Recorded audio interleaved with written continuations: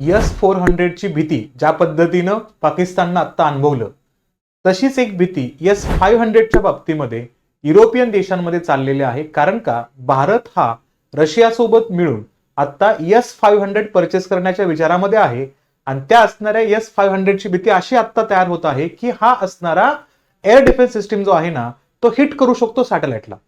मग या असणाऱ्या भीतीमुळं एक अशी भूमिका आलेली आहे की भारत हा रशियासोबत आपल्या असणारे डिफेन्स कोलॅबोरेशन वाढवतोय आणि त्याच्यातून तो वेगवेगळ्या असणाऱ्या देशांच्या असणाऱ्या सॅटेलाइटला टार्गेट करू शकतो. सगळ्यात भीतीमध्ये कोण आहे? आपले असणारे शेजारी पाकिस्तान आणि चायना.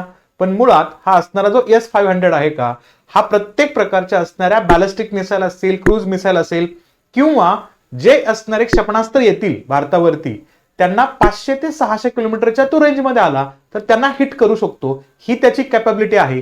पण ही भीती प्रत्यक्षात शत्रू देशांच्या मनामध्ये कायम राहिली पाहिजे.